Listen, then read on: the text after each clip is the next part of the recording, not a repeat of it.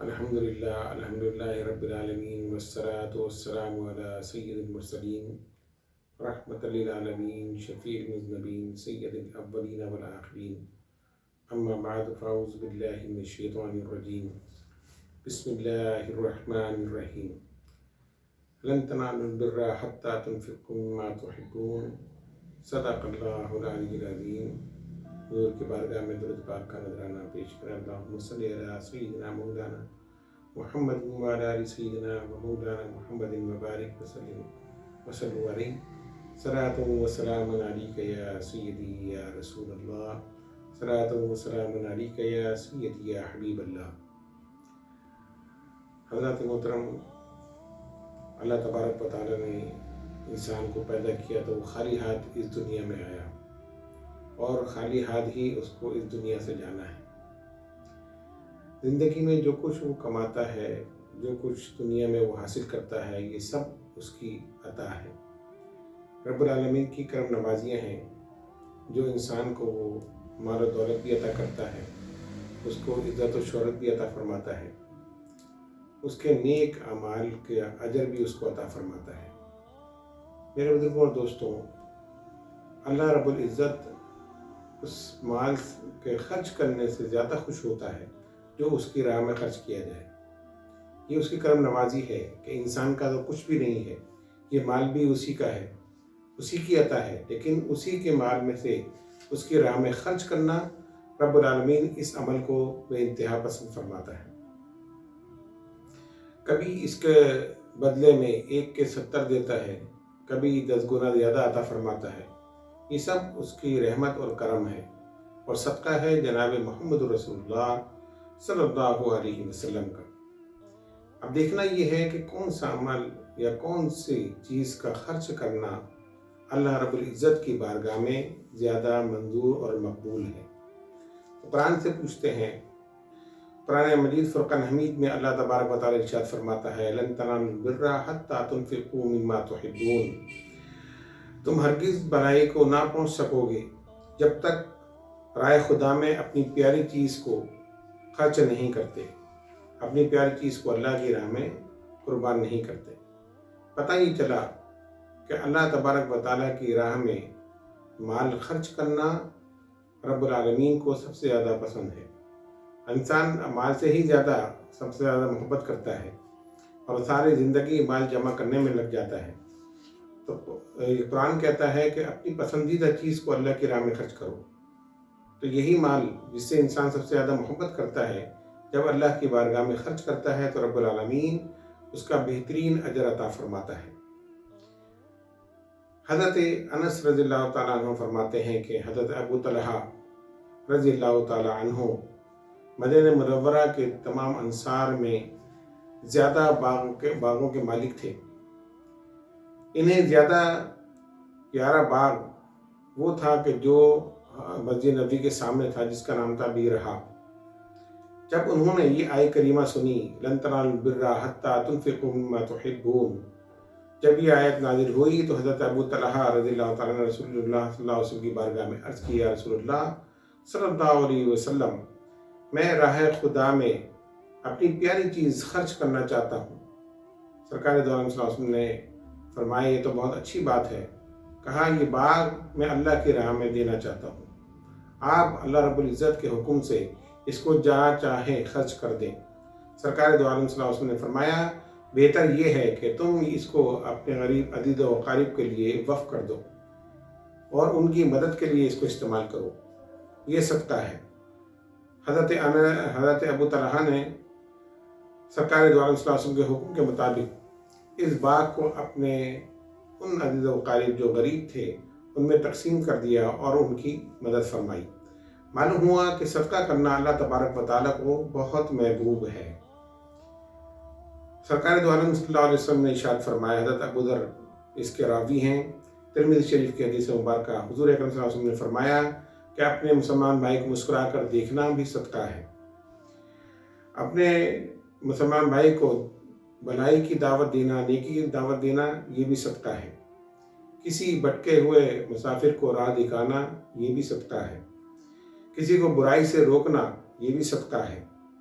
किसी कमज़ोर आंखों वाले की मदद करना ये भी सदका है, और रास्ते से पत्थर या कांटे को हटा देना इस नीयत से कि इससे किसी को नुकसान ना पहुँचे, ये भी सदका है। ये है सदक़े की इक़साम।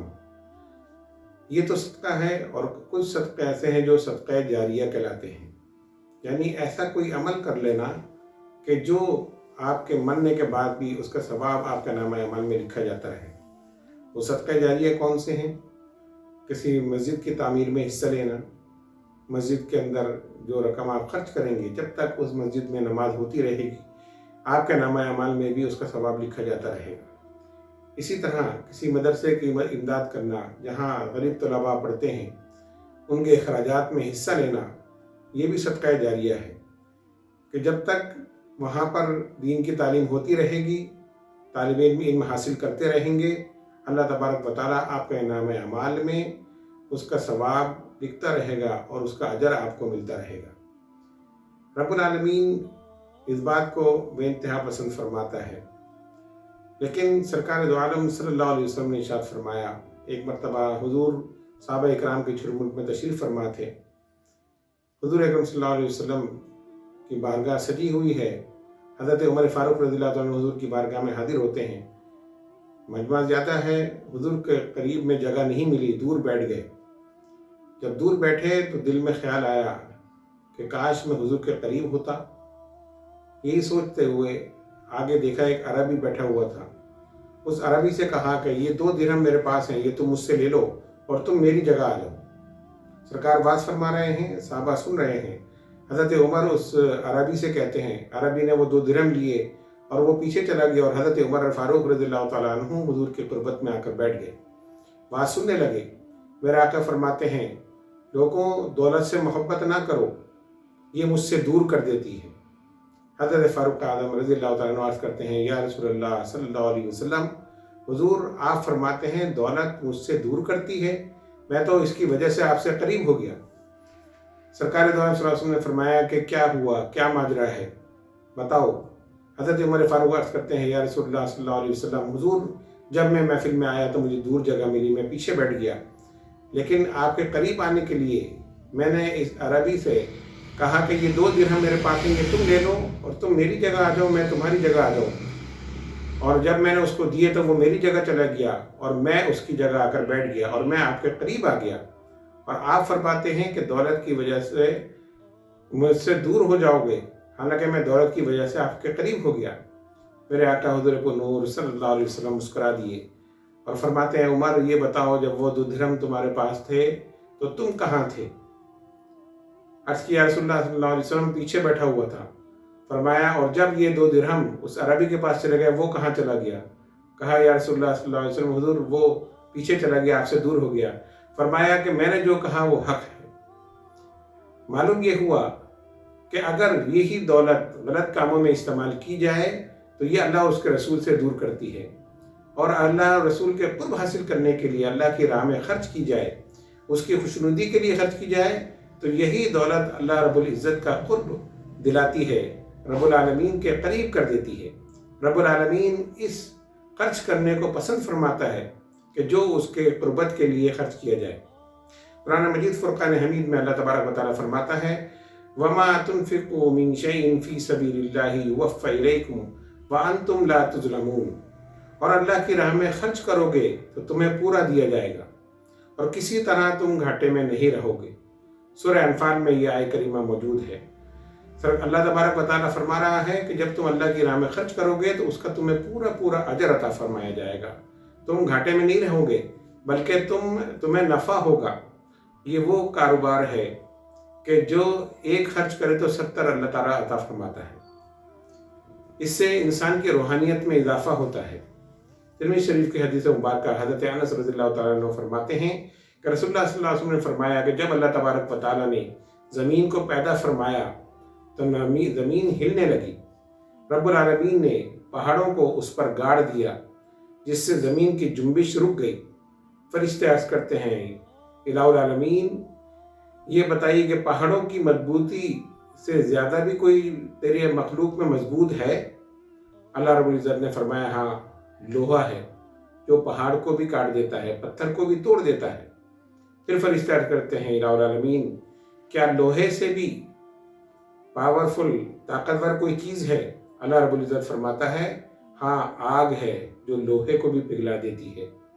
پھر فرشتے عرض کرتے ہیں الہ العالمین کیا آگ سے بھی طاقتور کوئی چیز ہے؟ اللہ رب العزت ارشاد فرماتا ہے ہاں پانی ہے جو آگ کو بھی بجھا دیتا ہے۔ فرشتے پھر عرض کرتے ہیں الہ العالمین کیا پانی سے بھی طاقتور کوئی چیز ہے؟ رب العالمین نے ارشاد فرمایا ہاں پانی سے زیادہ طاقتور ہوا ہے جو پانی کے رخ کو بھی موڑ دیتی ہے۔ فرشتے پھر عرض کرتے ہیں الہ العالمین کیا ہوا سے بھی طاقتور تیری مخلوق میں کوئی چیز ہے؟ اللہ رب العزت نے فرمایا ہاں وہ انسان کہ جو اللہ کی راہ میں خرچ کرے، ایک ہاتھ سے دے اور دوسرے ہاتھ کو اس کا علم نہ ہو، وہ اس سے بھی زیادہ طاقتور ہے۔ سبحان اللہ۔ رب العزت صدقے کے اجر کو، فضیلت کو بیان فرما رہا ہے کہ اس سے انسان کی طاقت یعنی روحانی طاقت میں اضافہ ہوتا ہے اور وہ اللہ رب العزت کا قرب حاصل کرتا ہے۔ یہ صدقے کا اجر اور کمال ہے۔ ہمیں چاہیے کہ ہم جب اللہ کی راہ میں خرچ کریں تو خلوص سے نیت سے کریں، اللہ رب العزت کی خوشنودی کے لیے کریں، اس کی رضا کے لیے کریں، تو اللہ تبارک و تعالیٰ اس صدقے کو قبول فرماتا ہے۔ صدقہ جو ہے یہ جہنم کی آگ سے محفوظ کرتا ہے۔ سرکار دو عالم صلی اللہ علیہ وسلم نے فرمایا قیامت میں ہر شخص اپنے صدقے کے سائے میں ہوگا۔ جب کوئی سایہ نہیں ہوگا، کوئی پناہ نہیں ہوگی، اس وقت بھی یہ صدقہ آپ کے کام آئے گا اور آپ اس کے صدقے کے سائے کے اندر ہوں گے۔ نزہۃ المجالس میں یہ واقعہ نقل کیا گیا کہ ایک شخص خراسان سے بصرہ کی آیا اور اس نے حضرت حبیب عجمی رحمۃ اللہ علیہ جو جلیل القدر بزرگ تھے ان کے پاس 10,000 روپے رکھوائے اور کہا کہ میں مکے جا رہا ہوں، جب میں واپس آؤں تو آپ اس رقم کا ایک مکان میرے لیے خرید لیجیے گا تاکہ میں وہاں سے آ کر اطمینان کے ساتھ اس میں رہ سکوں۔ حضرت حبیب عجمی نے وہ 10,000 درہم اس سے لیے اور رکھ لیے۔ جب وہ مکے چلا گیا تو پیچھے قحط کی کیفیت پیدا ہوئی، آٹے کا بحران آ گیا۔ آپ نے 10,000 درہم سے آٹا خرید کر غریبوں میں تقسیم کر دیا۔ لوگوں نے آپ سے کہا کہ حضور وہ 10 درہم تو اس شخص نے اس لیے دیے تھے کہ آپ اس کے لیے مکان خرید لیں، لیکن آپ نے تو اس کو اللہ کی راہ میں خرچ کر دیا، یعنی صدقہ کر دیا، غریبوں کی مدد کی، آٹا خرید کر دے دیا۔ اب آپ اس شخص کو کیا جواب دیں گے؟ حضرت حبیب عجمی فرماتے ہیں کہ میں نے اس کے لیے جنت میں مکان خرید لیا، اگر وہ اس پہ راضی ہوا تو ٹھیک ہے، ورنہ 10,000 درہم میں اس کو واپس دے دوں گا۔ پھر جب وہ واپس لوٹا تو حضرت حبیب عجمی کی بارگاہ میں آیا اور عرض کی کہ ابو محمد کیا آپ نے میرے لیے مکان خرید لیا؟ حضرت حبیب عجمی رحمۃ اللہ علیہ فرماتے ہاں میں نے تمہارے لیے ایک بہترین مکان خریدا ہے کہ جس کے اندر باغات بھی ہیں، نہریں بھی ہیں اور پھل بھی ہیں۔ وہ شخص بہت خوش ہوا اور کہنے لگا کہ جلدی بتائیے وہ گھر کہاں ہے، میں اس میں رہنا چاہتا ہوں۔ حضرت حبیب عجمی فرمانے لگے وہ گھر میں نے اللہ سے جنت میں خرید لیا۔ پھر اس کو پورا واقعہ بتایا۔ جب اس نے حبیب عجمی سے یہ واقعہ سنا تو اس کی خوشی کی انتہا نہیں رہی۔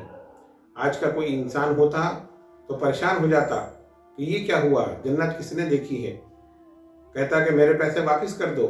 لیکن وہ شخص، اس کا ایمان پختہ تھا۔ جب اس نے دیکھا کہ میری رقم اللہ کی راہ میں خرچ ہو گئی جس کے بدلے مجھے جنت میں مکان ملے گا، اس کی خوشی کی انتہا نہ رہی۔ اور جب وہ گھر واپس پہنچا تو بیوی کو سارا ماجرا سنایا۔ اس کی بیوی نے کہا اے بھلے شخص، حبیب عجمی اللہ تبارک و تعالیٰ کے ولی ہیں، اس کے برگزیدہ بندے ہیں، اگر انہوں نے کہا ہے تو یقیناً ہمیں اللہ تعالیٰ جنت میں گھر عطا فرمائے گا۔ لیکن تم یہ کرو کہ حبیب عجمی سے یہ لکھوا لو کہ جنت میں ہمارا مکان پکا ہے۔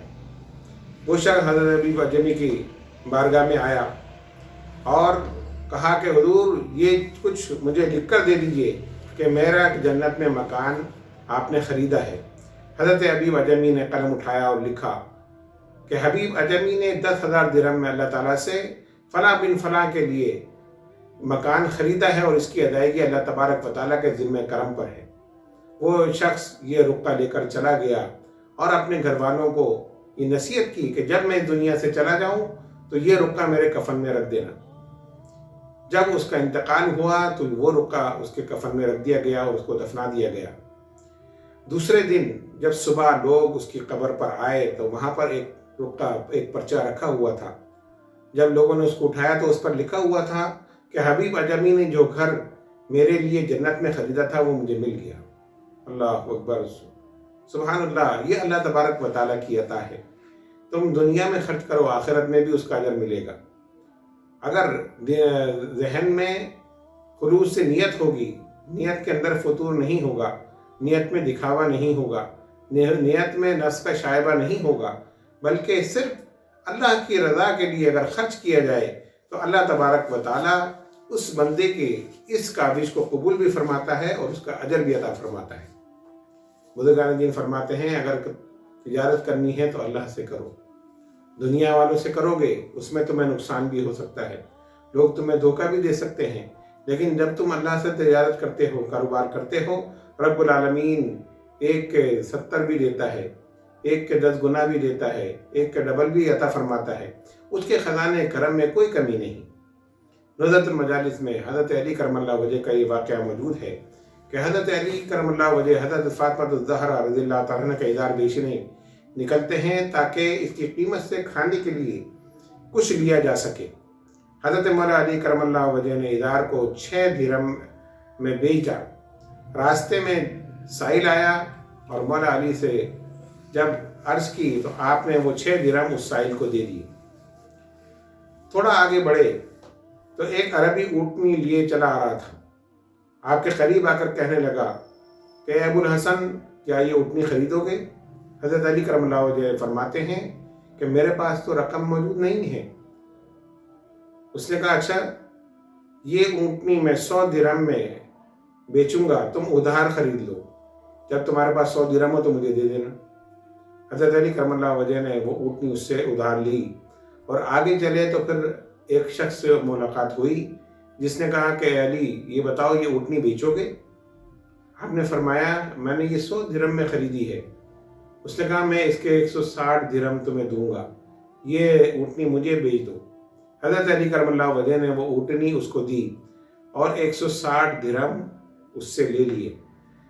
جب حضرت علی کرم اللہ وجہ آگے بڑھتے ہیں اس کے تو پھر وہی شخص ملا کہ جس نے ادھار اونٹنی آپ کو بیچی تھی۔ اس نے پوچھا ہے علی کیا اونٹنی تم نے بیچ دی؟ آپ نے فرمایا ہاں میں نے بیچ دی۔ کہا پھر میرے 100 درہم مجھے واپس مجھے دے دو۔ حضرت علی کرم اللہ وجہ نے اس کو 100 درہم دیے اور 60 درہم لے کر گھر لوٹے۔ حضرت فاطمہ الزہرا خاتون جنت رضی اللہ تعالیٰ عنہ نے جب 60 درہم دیکھے تو پوچھا ہے علی یہ کہاں سے آئے؟ حضرت علی کرم اللہ وجہ نے فرمایا میں نے اللہ تبارک و تعالیٰ سے تجارت کر لی، تمہارے ادار کے 6 درہم میرے پاس آئے جو میں نے اللہ کی راہ میں خرچ کیے اور اللہ تبارک و تعالیٰ نے اس کے بدلے مجھے یہ 60 درہم عطا فرمائے۔ اس کے بعد حضرت مولا علی کرم اللہ وجہ حضور اکرم صلی اللہ علیہ وسلم کی خدمت میں حاضر ہوئے تو جانے کونین صلی اللہ علیہ وسلم نے فرمایا اے علی تمہیں اونٹنی بیچنے والے کا پتہ ہے وہ کون تھا؟ کہا جو اونٹنی بیچنے والا تھا وہ جبریل تھے اور اونٹنی خریدنے والے میکائیل تھے، اور جو اونٹنی تم نے لی تھی یہ وہی اونٹنی ہے کہ جو قیامت کے دن جس پر خاتون جنت سوار ہو کر جنت میں داخل ہوں گی۔ اللہ اکبر۔ اللہ رب العزت جو ہے جب دینے پہ آتا ہے تو اپنے کرم کے مطابق عطا فرماتا ہے۔ ہم انسان اپنی حیثیت کے مطابق خرچ کرتے ہیں لیکن وہ اپنی رحمت اور کرم کے مطابق عطا فرماتا ہے۔ ان واقعات سے اور قرآن مجید فرقان حمید کی آیات سے ہمیں پتہ چلتا ہے کہ اللہ رب العزت کی راہ میں خرچ کرنے سے کم نہیں ہوتا بلکہ مال میں اضافہ ہوتا ہے۔